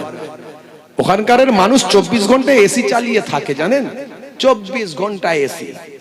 হ্যাঁ, তারা কত গরিব ছিল, অসহায় ছিল, দুর্বল ছিল, পোশাক কেনার পয়সা নাই তাদের। আর আমার নবী আসার পরে তাদেরকে আল্লাহ আমূল পরিবর্তন দিলেন। সেখানে শুধু পাহাড় খুললি সোনা বের হয় আর তেল বের হয়, জোরে বলুন সুবহানাল্লাহ। সেই গরিব থেকে তাদের আল্লাহ বড়লোক বানিয়ে দিলেন, পৃথিবীর সেরা বড়লোক। আমেরিকাও গিয়ে তাদের তেল মারে, বুঝতে পারছেন? আর তারা টেকনোলজি দিয়ে ওদেরকে বোকা মানুষদেরকে বোকা করে রেখে দিয়েছে। ওরা সব বোকা অবস্থায় আছে। যারা আমেরিকাকে 10 বার কিনতে পারবে, বেচতে পারবে, তারা আমেরিকার টেকনোলজিকে উপরে ভরসা করে বসে আছে। নিজস্ব এত আরাম আয়েসে লিপ্ত যে নিজস্ব টেকনোলজি তৈরি করা তাদের সময়ই নাই, বুঝতে পারছেন? সব ওই অ্যাপিস্টান ফাইলের নামগুলো ঢুকে গেছে ওদেরও, ওরাও সব ওই জায়গায় ঢুকে গেছে। মানে বুঝতে পারছেন, নবীর আদর্শ ছেড়ে দিয়েছে, কি হবে আর? আখেরি জামানা। হে তরুণ যুবকেরা, হে আমার বন্ধুরা, হে আমার মুরব্বিয়ানিরা, শুনে রেখে দিন বাবা। কোরআনের গবেষক বলে শুনুন, 1450 বছর আগে আজকে যেটা আপনি আবিষ্কার করছেন, সেটা আজ থেকে 1450 বছর আগে আল্লাহর কোরআনে লিপিবদ্ধ হয়ে আছে। ভাই আমার বিজ্ঞানী বলল কোরআন খুলে দেখাও। শুধু বাজে কথা বললে হবে না, মিথ্যা কথা বললে হবে না, মিলিয়ে দেখিয়ে দিতে হবে, প্রমাণ দিতে হবে। কোরআন মাজিদ পৃথিবীর সব জায়গায় এক না আলাদা আলাদা? ভাই আমার কোরআনের লেখা পৃথিবীতে সব জায়গায় এক না আলাদা আলাদা? বলেন, জোরে বলেন। আমরা এখানে যে কোরআনটা পড়ি, আমেরিকায় কি আলাদা কিছু পড়ে? কি জি আমরা এখানে পড়ছি, হ্যাঁ, কুল হুয়াল্লাহু আহাদ আল্লাহুস সামাদ লাম ইয়ালিদ ওয়া লাম ইউলাদ ওয়া লাম ইয়াকুল লাহু কুফুয়ান আহাদ। আমরা এখানে যেটা বললাম, আমেরিকার মানুষ তারা ইংরেজিতে শুধু পড়ে নাকি? হ্যাঁ, নামাজ যখন পড়ে আল্লাহু আকবার, সেহি Allah is one, Allah is one whom all depend, he begets not, not is he begotten and none is like him. আল্লাহু আকবার। এইভাবে নামাজ পড়ে না তারাও কুল হুয়াল্লাহ পড়ে? পড়ে না, পড়ে না। হে তরুণ যুবকেরা, সারা পৃথিবীর সব জায়গায় যাবেন, কোরআন মাজিদের একটা অক্ষর কোথাও পাল্টায়নি, সব একই রকম কোরআন সারা পৃথিবীর জমিনে আছে। এমনকি প্রত্যেকটা মানুষের ঘরে ঘরে একটার অধিক করে কোরআন রাখা আছে। জোরে হবে না, জোরে হবে না। হে তরুণ যুবকেরা, কোরআনের গবেষক বলে, হে বিজ্ঞানী শুনেন, কোরআন মাজিদটা আপনি খুলুন। এখন তো বিজ্ঞানের যুগ, কোরআন পড়া আরো সহজ। আপনার মোবাইলে প্লে স্টোর থেকে ডাউনলোড করুন, একটা উচ্চারণ অর্থ সহ বাংলায় কোরআন মাজিদ ডাউনলোড করুন, যে কোনো ভাষায় করুন। হে তরুণ যুবকেরা, জীবনটা ধন্য হয়ে যাবে। হাদিস বিশ্ব নবীর জীবনী একটা ডাউনলোড করুন, সময় থাকতে থাকতে একটুখানি পড়ুন। রাস্তাঘাটে আছেন, বাজারে আছেন, দোকানে আছেন, হে যুবকেরা রাস্তাঘাটে আছেন, ভাই আমার দোকানে আছেন, বাজারে আছেন, খালি সময় বসে আছেন, একটু আল্লাহর কোরআন মাজিদটা অর্থ সহ মানে সহ পড়ুন। দয়ার নবীর একটা জীবনী একবার জীবনে পড়ে নেন। আমি মুহিবুল্লাহ হুসাইনে আপনাদের বলে দিয়ে যাই, এটা কাল কিয়ামতের দিনে আমাদের নাজাতের জারিয়া হয়ে যাবে। পৃথিবীর সব কিতাব পড়লে জ্ঞান বাড়বে, কোরআন পড়লে জ্ঞানও বাড়বে, আর প্রত্যেকটা অক্ষরের বিনিময়ে 10টা করে আল্লাহ নেকি দিয়ে দেবে। জোরে হবে না? কোরআন মাজিদ একটা এই মোটা কিতাব, কিন্তু সেই কিতাবটা এত মর্যাদা সম্পন্ন, এত তার ডেপথ, এত তার ব্যাখ্যা, এত তার মধ্যে আমার আল্লাহ পৃথিবীর সবকিছু ভরে দিয়েছেন যে সেখান থেকে কোরআন মাজিদকে গবেষণা করে সেখান থেকে বের করা হয়েছে কোরআনের ব্যাখ্যা। এই তাফসীর করার জন্য একটা ডিপার্টমেন্ট তৈরি হয়ে গেছে। সেই কোরআনকে সামনে রেখে বের করা হয়েছে ইসলামিক ল, ইসলামিক আইন। এই আইন ডিপার্টমেন্ট, ফিকহের ডিপার্টমেন্টের একটা সেক্টর তৈরি হয়ে গেছে। এই কোরআন মাজিদকে সামনে রেখে বের করা হয়েছে ভাই আমার, সেখান থেকে সায়েন্স বের করা হয়েছে, বিজ্ঞান বের করা হয়েছে। সেই বিজ্ঞানের একটা আলাদা সেক্টর তৈরি হয়ে গেছে, হিস্ট্রির একটা আলাদা সেক্টর তৈরি হয়ে গেছে ভাই আমার, ফিলোসফির একটা সেক্টর তৈরি হয়ে গেছে। পৃথিবীতে কোরআন মাজিদ একটা কিতাব, এই কিতাবটাকে সামনে রেখে হাজারো সেক্টর তৈরি হয়েছে, হাজারো ক্লাস চালু হয়েছে। পৃথিবীর বুকে হাজারো কোটি বড় বড় ইনস্টিটিউট, মাদ্রাসা, ইউনিভার্সিটি, জামিয়া, জামে আজহার থেকে শুরু করে ভাই আমার এদিকে নাদওয়াতুল উলামা আল্লামা থেকে শুরু করে বড় বড় বড় বড় প্রতিষ্ঠান এই কোরআন মাজিদকে শুধু বুঝার জন্য, ব্যাখ্যা করার জন্য, কোরআন মাজিদ থেকে ভাই আমার এর মূল নির্যাসকে বের করার জন্য পাঠ পাঠ করে বিভিন্ন সেক্টর ভাগ করে সেগুলোকে জ্ঞান অর্জন করার জন্য, ডিগ্রি অর্জন করার জন্য পৃথিবীতে বড় বড় ইনস্টিটিউট তৈরি হয়ে গেছে। কোরআনকে বুঝতে হবে, জানতে হবে। ভাইরা আমার, তরুণ যুবকেরা আমার, অত গভীরে আপনি যেতে পারবেন না। আপনি নরমাল অনুবাদ সহ পড়ুন, আপনি পরিবর্তন হবেন, আপনার জীবনটা ধন্য হবে। বন্ধুরা আমার, তরুণ যুবকেরা আমার, কোরআনের পণ্ডিত বললেন শোনো, আপনি যেটা আবিষ্কার করলেন সেটা 1450 বছর আগে আল্লাহর কোরআনে লিপিবদ্ধ আছে। কোথায় তবে দেখুন, আপনি কোরআন মাজিদ দেখুন, আপনাকে দেখায়। হে তরুণ যুবকেরা, হে আমার মুরব্বিয়ানেরা, শুনে রেখে দিন বাবা, জেনে রেখে দেন মুসলমান, কোরআন মাজিদের একটা সূরা আছে, সূরাটার নাম হলো সূরা আম্বিয়া। সূরা আম্বিয়া আপনি খুলবেন, এই সূরা আম্বিয়ার 30 নাম্বার আয়াতে যাবেন। 30 নাম্বার আয়াতে আমার আল্লাহ পরিষ্কার ভাবে বলছেন, বিসমিল্লাহির রহমানির রহিম, আওয়ালাম ইয়ারাল্লাযীনা কাফারু আন্নাস সামাওয়াতি ওয়াল আরদা কানাতা রাতকান ফাফাতাকনাহুমা। জোরে হবে না? আর জোরে হবে না? আল্লাহ রাব্বুল আলামিন বলছেন শোনো, হে দুনিয়ার মানুষ শোনো, আল্লাহ বলছেন বান্দারে, অবিশ্বাসীরা কি লক্ষ্য করে না? যারা আল্লাহকে বিশ্বাস করছে না, যারা বলছে থাকতে পারে না, আল্লাহ তাদের উদ্দেশ্যে বলছেন শোনো, অবিশ্বাসীরা কি লক্ষ্য করে না? আন্নাস সামাওয়াতি ওয়াল আরদ, নিশ্চয় সামাউন মানে আকাশ, আরদুন মানে জমিন, নিশ্চয় আকাশ এবং জমিন। আল্লাহ বলছেন বান্দারে শুনে রেখে দাও, আকাশ এবং জমিন কানাতা রাতকান। আমার আল্লাহ বলছেন হে দুনিয়ার মানুষ শোনো, আমি আল্লাহ বলছি আকাশ এবং জমিন মিলিত অবস্থায় ছিল। ফাফাতাকনাহুমা, আমি আল্লাহ তাদের দুটোকে পৃথক করে দিয়েছি। জোরে হবে না? আর জোরে হবে না? দেখুন, কোরআন মাজিদ মোবাইলে আছে, আপনার ঘরেও আছে, আপনার মোবাইলে খুললেই পাবেন। সূরার নাম সূরা আম্বিয়া, আয়াত নাম্বার 30। আল্লাহ ডাইরেক্ট বলছেন আকাশ এবং জমিন একসঙ্গে মিলিত অবস্থায় ছিল, আমি আল্লাহ দুটোকেই পৃথক করে দিয়েছি। জোরে হবে না? একটা উদাহরণ দিলাম, কোটা 50টা দিতে পারবো ইনশাআল্লাহ। আমার হৃদয়ে এরকম 50টা আছে কম বেশি, কিন্তু বলতে গেলে একটাই এতক্ষণ লাগলো। 50টা মানে বুঝতে পারছেন সকাল হয়ে যাবে, সেটা বলা যাবে না। ভাইরা আমার, তরুণ যুবকেরা আমার, আমি এর দ্বারা কি বুঝালাম? কোরআন সত্য, আল্লাহ সত্য। আল্লাহ আছেন, নাস্তিকেরা আমাদেরকে বিভ্রান্ত করার জন্য বলে, নাস্তিকেরা আমাদেরকে বিভ্রান্ত করার জন্য বলে, আচ্ছা বলো তো, তোমরা বলো আল্লাহ নাকি সব সৃষ্টি করেছে, তো আল্লাহকে কে সৃষ্টি করলো? সর্বনাশ, এগুলো বিভ্রান্তমূলক কথা। প্রথমে আপনি বলতে পারেন, তুমি যে নাস্তিক হলে কোন থিওরির বলে নাস্তিক হলে? তোমার থিওরি কি আছে? তুমি তো সবই খাও, যা পারো তাই করো, তুমি মানবতার ঢেকুর তোলো, মানবতা ইসলামের থেকে বেশি তুমি দেখাতে পারবে না। তোমার মানবতা আমার মানবতা অনেক তফাৎ। তোমার মানবতার কোনো গাইডলাইন নাই, তুমি যেটাকে মনে করো মানবতা ওটাই মানবতা, কিন্তু আমার মানবতা আমি যেটাকে মনে করি তাই নয়, আমার গাইডলাইন দেওয়া হয়েছে, মানতেই হবে, না মানলে আমি গুনাহগার হব এবং আমাকে শাস্তি দেওয়া হবে। তা তোমার মানবতার থেকে আমার মানবতার জোর অনেক বেশি। জোরে হবে না? তার নিদর্শন অনেক আছে, তুমি ভুলে যাও, ভুলে গেলে তো চলবে না। একটু চোখ কান খোলো, দেখবে অনেক মানবতার নিদর্শন অনেক মুসলিমরা দেখিয়েছে, দেখায়। তবে মানবতা, মনুষ্যত্ববোধ সবটাই যে ধর্ম থেকে আসে তা নয়, অনেকে বিবেক থেকেও নিয়ে আসে।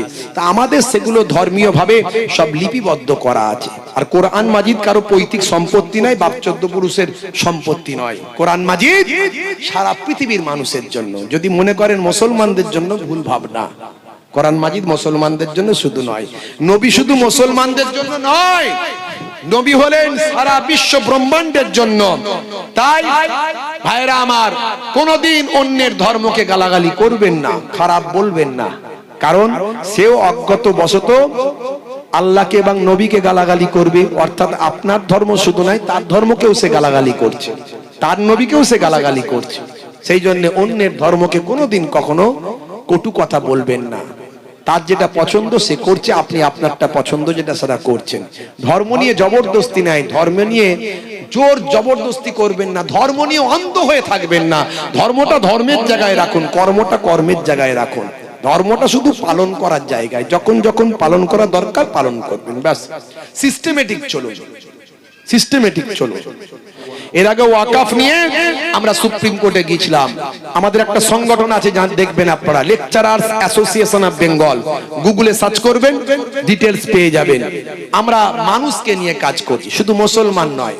আমাদের ওখানে ছবি দেখতে পাবেন, মহারাজদের পাবেন, ফাদারদের পাবেন, পুরোহিতদের পাবেন, বড় বড় ভাই আমার সেলিব্রিটিদের পাবেন, পুলিশ অফিসারদের পাবেন, কমিশনার, পুলিশ কমিশনারকে পাবেন, তারা আমাদের সার্টিফাই করেছে। ভাইরা আমার, বড় বড় ব্যক্তি, তাদেরকে নিয়ে আমরা কাজ করি। সাধারণ মানুষ, গরিব মানুষ, খেটে খাওয়া মানুষদের পাশে। হিন্দু পাড়াতেও যাই, মুসলিম পাড়াতেও যাই। অন্যায় করলে যখন দেখি নিরুপায়, আমাদের পথে নামতে হয়। আমরা আগে দেখি কত মুসলিম দরদি নেতা বেরিয়েছে, সব তো কারো না কাছে বিক্রি হয়ে যাচ্ছে, সব কারো না কারো কাছে বিক্রি হয়ে যাচ্ছে। ঠিক টাইমে পাওয়া যায় না, ঠিক টাইমে পাওয়া যায় না। তখন দেখে আমাদের কথা বলতে হবে, আমরা তখন অন্যায়ের বিরুদ্ধে কথা বলি। ভাই আমার, সন্দেশখালীতেও গেছি, দুর্গাপুরেও গেছি, আর ওয়াকাফ নিয়ে সুপ্রিম কোর্টে মামলাও করেছিলাম। আমি নিজেও সুপ্রিম কোর্টে গেছিলাম। আবারও বলেছি, যদি একজন বৈধ নাগরিককে অবৈধ করা হয়, মাঠে ময়দানে অন্যায়ের বিরুদ্ধে গণতান্ত্রিক পদ্ধতিতে মাথায় কাফনের কাপড় বেঁধে লড়াই হবে, প্রতিরোধ হবে ইনশাআল্লাহ, এবং সুপ্রিম কোর্টে গিয়ে আইনি প্রতিরোধ হবে ইনশাআল্লাহ। আমরা ছেড়ে কথা বলবো না, এর আগেও বলেছি, ভয় পাওয়ার কোনো কারণ না। ইসিআই বারবার বলেছে।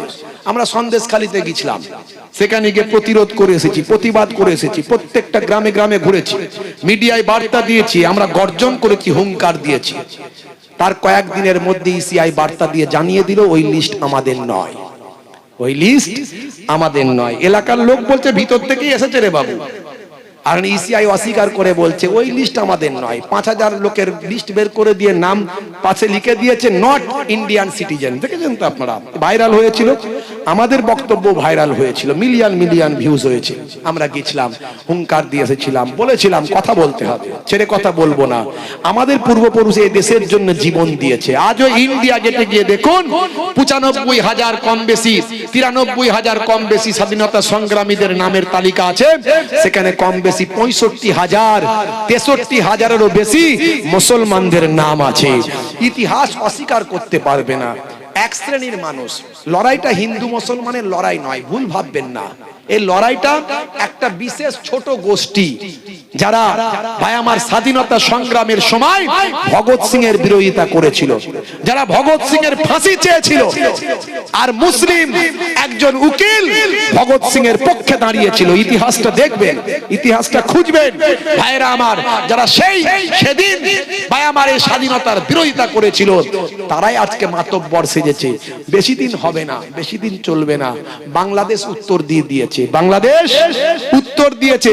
গোঁড়ামির কোনো স্থান নাই, গোঁড়ামি মানুষ পছন্দ করে না। মানুষ ভাই আমার ফ্লেক্সিবল ভাবে, সুন্দর ভাবে জীবন যাপন করতে চায়, শান্তিতে একটু বাঁচতে চায়। পৃথিবীতে কদিন কে বাঁচবে বলুন তো? হ্যাঁ, মানুষ একটু শান্তিতে বাঁচতে চায়। একটা শ্রেণীর মানুষকে আর একটা শ্রেণীর মানুষের কাছে মিডিয়ার মাধ্যমে বিভিন্ন ভাবে ঘৃণা ছড়ানোর চেষ্টা করছেন। এত বড় বড় কথা তারা বলছে, যেটা অন্য কেউ বলতে পারবে না। আমরা তো কখনো মুখ থেকে উচ্চারণই করতে পারবো না। এত বিভাজনের রাজনীতি করছেন। বাংলাদেশ দেখিয়ে দিল যে তারা ভাই আমার বিএনপি কে ক্ষমতায় নিয়ে এসেছে, তারা বিএনপি কে ক্ষমতায় নিয়ে এসেছেন, জামাতকে তারা ক্ষমতায় নিয়ে আসেনি। কেন? কারণ বাংলাদেশের মানুষের মনে হয়েছিল জামাত হবে ধর্মীয় ব্যাপারে আরো অনেক গোড়া, কিন্তু ধর্মের যদি সঠিক ব্যবহার জানতো তাহলে জামাতই ক্ষমতায় আসতো। কারণ নবিয়ানা আখলাক চরিত্র যদি আপনি দেখাতে পারেন, আপনার কাছে নারী স্বাধীনতা থাকবে, নারী তার ভাই আমার সম্মান পাবে, নারী তার হেফাজতের মধ্যে দিয়ে ভাই আমার সে উচ্চ শিখরে উঠবে।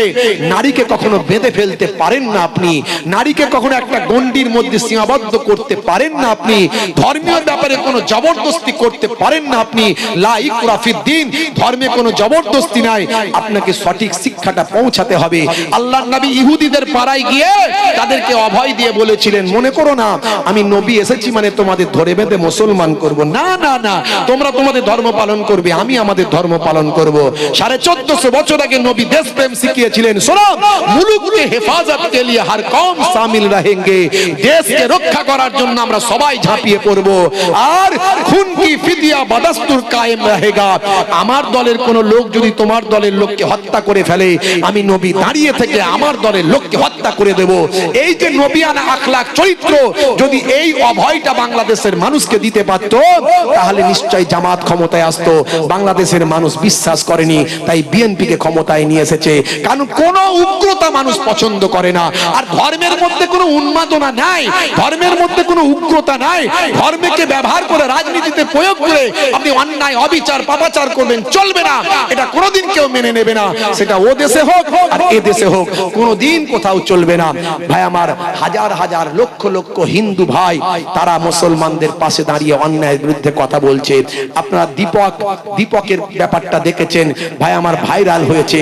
সে তার পরিচয় দিয়েছে, আমার নাম মোহাম্মদ দীপক, আমি মানবতার খাতিরে, আমি একজন মানুষ, না আমি হিন্দু না আমি মুসলমান, আমি একজন মানুষ। একটা মানুষ বিপদে পড়েছে, তার দোকানের নাম বাবা লেখা আছে, বাবা দিয়ে।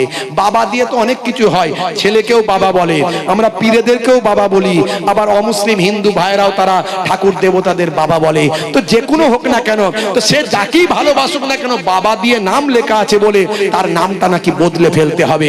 মোহাম্মদ দীপক এসে রুখে দাঁড়িয়েছে। ভাই আমার, তিনি একজন জিমের টেকনিশিয়ান, ভাই আমার জিমের একজন পরিচালক। তিনি তার শরীর নিয়ে এসে তাকত দিয়ে বলেছিলেন, শোনো, এটা সেই ভারতবর্ষ যে ভারতবর্ষে এসেছে বিশ্বকবি রবীন্দ্রনাথ ঠাকুর, যে ভারতবর্ষে আবির্ভাব ঘটেছে শ্রী রামকৃষ্ণ পরমহংস দেবের, যে ভারতবর্ষে ছড়িয়ে দিয়েছে তারা বাণী, জীবে প্রেম করে যেই জন সেই জন সেবিছে ঈশ্বর, সেই ভারতবর্ষ যেখানে শ্রী রামকৃষ্ণ বলেছেন যত মত তত পথ, সেই ভারতবর্ষে যেখানে রবীন্দ্রনাথের কথা বললে নজরুলের নাম নেওয়া হয়, সেই ভারতবর্ষে যেখানে খাজা গরিব নওয়াজ এসেছে, এই ভারতবর্ষে শান্তি সম্প্রীতিতে আমরা হাজার হাজার বছর মিলেমিশে আছি, এখানে আমরা নষ্ট করতে দেব না। তোমরা, ওরা জিজ্ঞাসা করছে তোমার নাম কি, তখন সে বলছে আমার নাম মোহাম্মদ দীপক। দেখেছেন তো, ভাইরাল হয়েছে। ভাইরা আমার, এখনো এরকম লক্ষ লক্ষ মানুষ আছে। হেমন্ত বিশ্ব শর্মা তিনি একজন মুসলিমের দিকে টার্গেট করে গুলি করছেন, এরকম ছবি ভাইরাল হয়েছে, ছবিতে ভাইরাল হয়েছে, এবং মুসলিমদের সম্পর্কে কটু কথা বলছেন। তিনি বলছেন একজন রিকশাওয়ালা যদি 5 টাকা বিল হয় তাকে 4 টাকা দেবেন, একজন মোল্লাদের রিকশাওয়ালা যদি 5 টাকা বিল হয় 4 টাকা দেবে। সারা পৃথিবীতে ভাইরাল হচ্ছে তার এই ন্যারেটিভ কথাবার্তা। ভাই আমার, তার বিরুদ্ধে সুপ্রিম কোর্টে যারা মামলা করেছে জানেন তারা কারা? তারা 3 জনই অমুসলিম হিন্দু ভাই, উচ্চ শ্রেণীর, উচ্চ বর্ণের এবং উচ্চ পদস্থ 3 জন হিন্দু ভাই এই হেমন্ত বিশ্ব শর্মার বিরুদ্ধে সুপ্রিম কোর্টে মামলা করেছে। বুঝতে পারছেন? আপনি আল্লাহর হয়ে যান, কোনো কথায় কান দিতে হবে না, ঝগড়া করতে হবে না, মারপিট করতে হবে না, গালাগালি করতে হবে না, অশান্তি করতে হবে না, হম্বি তম্বি করার দরকার নাই। যা হচ্ছে হোক গে যাক, এসআইআর হবে, এনপিআর হবে, এই হবে সেই হবে, যা হবে হবে। আপনার একটাই কাজ, মালিককে খুশি করুন। মালিককে যদি খুশি করতে পারেন, মালিক কোন দিকের খেলা কোন দিকে খেলবেন আপনি বুঝতেই পারবেন না। বুঝতে পারছেন? আপনার আমার জন্য চিন্তা নাই, লক্ষ লক্ষ কোটি কোটি অমুসলিম হিন্দু ভাইয়েরা আমাদের পাশে আছে। আমরা বলি বাংলাদেশের কথা, বাংলাদেশে যদি তোমরা সংখ্যালঘুদের নিরাপত্তা দিতে না পারো, তাহলে মনে রাখবে বাংলাদেশের সংখ্যাগুরু মুসলমান তোমাদের বিরুদ্ধে আমার নবী কাল কিয়ামতের দিনে আল্লাহর দরবারে কোর্টে মামলা করবে বলেছে। এর নাম ইসলাম। আজকে সংখ্যালঘু হিন্দু ভাইয়েরা খুশি বাংলাদেশের বিএনপি ক্ষমতায় এসেছে। ভাইরা আমার, তারা ঐক্যবদ্ধ ভাবে একটা জায়গায় ভোট দিয়েছে, তারা ভোটকে ভাগ করেনি, তারা বুদ্ধিমত্তার পরিচয় দিয়েছে। যারা পশ্চিমবঙ্গের মুসলমানরা পারবে কিনা আগামী দিন আমি জানি না। এখন তো কত দল বেরিয়ে যাচ্ছে প্রতিদিন আমাদের ভাগ করার জন্য। আমি কারো পক্ষে বিপক্ষে বলছি না, ভাববেন না কোনো পার্টি পলিটিক্স এর পক্ষে বলছি। যাকেই দেবেন একসঙ্গে দিন, ভোটটা কাজে লাগবে, ভোটটাকে নষ্ট করবেন না। একটা ভোট 1 কোটি টাকারও বেশি দাম। আপনার আগামী দিনের ভবিষ্যৎ কি হবে দেখছেন না? ট্রেনে বাসে কি চলছে এখন? নামটা দেখেছে মুসলমান, বাঙালি মুসলমান, তাকে ঠেলে ফেলে দেওয়া হয়েছে। কি চলছে এগুলো? এগুলো কোথায় ছিল ভাইরা আমার, তরুণ যুবকেরা আমার? ম্যাডাম সানা আলী খান, তিনি এত বড় নায়িকা হয়ে তিনি তার মালিককে খুশি করার চেষ্টা করছেন। এমন সময় ম্যাডাম সানা আলী খান তার স্বপ্ন ভেঙে যাওয়ার পরে তিনি হাঁপাচ্ছেন, শরীর থেকে ঘাম ঝরে যাচ্ছে। তিনি সেদিনই প্রতিজ্ঞা করলেন, আমি আমার এই আর সেলিব্রিটি জীবন যাপন আর আমি করব না। এই পৃথিবী তো ক্ষণস্থায়ী, কদিন বাঁচবো, মরে যেতে হবে। আজ থেকে প্রতিজ্ঞা করছি, আমি হিজাব পরবো, পবিত্র থাকবো, আমার শরীরে কোনো পরপুরুষকে টাচ দিতে দেব না। এতদিন পর্যন্ত যে পেরেছে আমার কোমর ধরে নেচেছে, আমার কোনো সম্মান ছিল না, আমার কোনো ইজ্জত ছিল না। আমার যত শরীর মানুষকে দেখাতে পেরেছি তত ভিউজ পেয়েছি, মানে আমার শরীরের ভিউজ, আমার কোনো মর্যাদা নাই। নারীর স্বাধীনতার নাম করে নারীকে পণ্যে পরিণত করেছে, নারীকে অসম্মান করেছে পশ্চিমারা, যারা এপিস্টাইন ফাইল তৈরি করেছে ভাইরা আমার, তারা নারীকে অসম্মান করে স্বাধীনতার নাম দিয়ে নারীকে অসম্মানিত করেছে। ইসলাম বলেছে নারীর টাচ করা যাবে না। যতদিন না তুমি তার বৈধ অধিকার পাচ্ছ, বিয়ের আগে পর্যন্ত যে প্রেম সেটাও হলো অবৈধ, সেটাও হলো হারাম। এই 14ই ফেব্রুয়ারি নিয়ে আমি একটা বার্তা দিয়েছি, এই ভালোবাসা দিবস আসলে ভালোবাসা দিবস নয়, এটা হলো ভাই আমার সবচেয়ে ঘৃণার দিবস। কারণ ভালোবাসা এটা হতে পারে না, আজকে তুমি প্রেম করছো কালকে ছেড়ে দিচ্ছ। ত্রিকোণ প্রেম, অবৈধ প্রেম, ভাই আমার জেনার প্রেম, ব্যভিচারের প্রেম, বিয়ের আগে নারী শরীর ভক্ষণের প্রেম, এই প্রেম কখনো বৈধ হতে পারে না, অবৈধ, কুৎসা, জঘন্য। এটা ইসলাম হারাম করেছে, এটা কখনো ভালোবাসার দিন হতে পারে না। তুমি যদি প্রকৃত মুসলমান হও, তোমার সারা জীবনটাই ভালোবাসার দিন, ভালোবাসার দিবস সারা জীবন। অর্থাৎ তুমি প্রতিদিন তোমার স্ত্রীকে ভালোবাসবে, আর এটাই হলো সুন্নত। যত তোমার স্ত্রীকে তুমি ভালোবাসবে, তোমার ঘরে আল্লাহর রহমত হবে। তুমি স্ত্রীকে ভালোবাসলে তোমার নেকির খাতায় সওয়াব লিখে দেওয়া হবে। জোরে হবে না ভাইরা আমার, তরুণ যুবকেরা আমার, মুরব্বিয়ানেরা আমার? আমি এই ভাই আমার ভ্যালেন্টাইন্স ডে এর আমি ইতিহাস বলেছি আপনাদের কাছে, এর আগে ইন্টারনেটে আছে। মুসলমান সানা আলী খান এমন সময় ভাই আমার সেদিন থেকে তিনি বিবৃতি দিয়ে বলে দিলেন, আমি এই জগৎ থেকে সরে চলে এলাম। আজকে তিনি একজন ভাই আমার নেকবান্দি আল্লাহওয়ালি মানুষ হয়ে গেছেন, একজন ভাই আমার মুফতি আনাস বিবাহ করেছেন। এখন ভালো ভালো বার্তা স্কুলগুলো মানুষের কাছে দেয়। জোরে বলুন সুবহানাল্লাহ। নারে তাকবীর, নারে তাকবীর, নারায়ে তাকবীর, আল্লাহু আকবার, নারায়ে তাকবীর, আল্লাহু আকবার, নারায়ে তাকবীর, আল্লাহু আকবার, নারায়ে তাকবীর, আল্লাহু আকবার, নারায়ে তাকবীর, আল্লাহু আকবার, নারায়ে তাকবীর। জোরে হবে না? আরে জোরে হবে না? জালিমে যখন করবে অত্যাচার, মুমিন তখন রুখবে জুলুম তার। নারায়ে তাকবীর, জোরে হবে না? নারায়ে তাকবীর, আল্লাহু আকবার, নারায়ে তাকবীর, আল্লাহু আকবার। জালিমে যখন করবে অত্যাচার, মুমিনে তখন রুখবে জুলুম তার। নারায়ে তাকবীর, আল্লাহু আকবার, নারায়ে তাকবীর। দেখো মুসানা খান ঈমান আনিয়া, হারামের উপার্জন দিল ছাড়িয়া। দেখো মুসানা খান ঈমান আনিয়া, হারামের উপার্জন দিল ছাড়িয়া। পর্দার হুকুম নীল মানিয়া, পর্দার হুকুম নীল মানিয়া, ইসলামের হুকুম আপন করিয়া। নারায়ে তাকবীর, আল্লাহু আকবার, নারায়ে তাকবীর। না শাহরুখ না সালমান, তোমার নায়ক আর তোমার নায়ক নবী মুহাম্মদ। জোরে হবে নাম, আরে জোরে হবে নাম। না শাহরুখ না সালমান, তোমার নায়ক আর তোমার নায়ক নবী মুহাম্মদ। যার ভক্ত 200 কোটি মুসলমান, যার ভক্ত 200 কোটি মুসলমান। কেসি আজকেল মাইকেল জ্যাকসন, নারায়ে তাকবীর। আল্লাহু আকবার, নারায়ে তাকবীর। আল্লাহু আকবার, নারায়ে তাকবীর।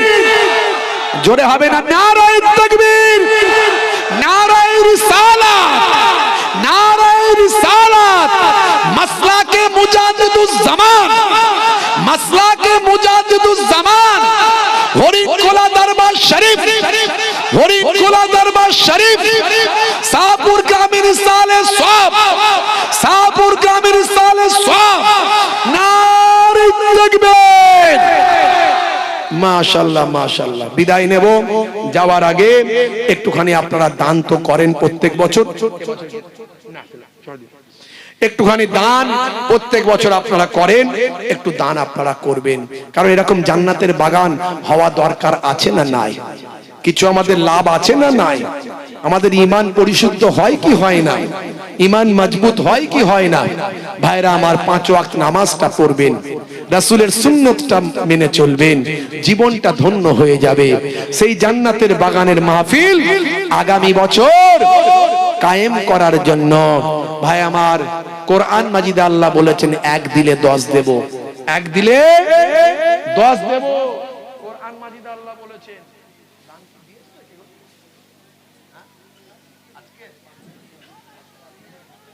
ওই আগের বক্তা উনি তুলেছেন না, কি তুলেছেন? ও মানে দেওয়া হয়ে গেছে, ঘোষণা হয়ে গেছে না হয়নি? ঘোষণা হয়নি, করতে হবে। মাশাআল্লাহ। একটু পরে ভাইরা আমার, তরুণ যুবকেরা আমার, মুরব্বিয়ানেরা আমার, ভাইরা আমার, 1450 বছর আগে আল্লাহর কোরআনে আল্লাহ বলছেন, মান জাআ বিল হাসানাতে ফালাহু আসরু আমসালিহা। 1 দিলে আমি আল্লাহ তোমাকে 10 দেব। জোরে বলুন সুবহানাল্লাহ। জোরে হবে না? এক কষ্ট হচ্ছে আপনাদের? একটু বলেন কষ্ট হচ্ছে? হাত তুলে দেখান তো, কষ্ট হচ্ছে? হাত তুলছে মানে তার মানে কষ্ট হচ্ছে নাকি? হয়নি তো? হয়নি?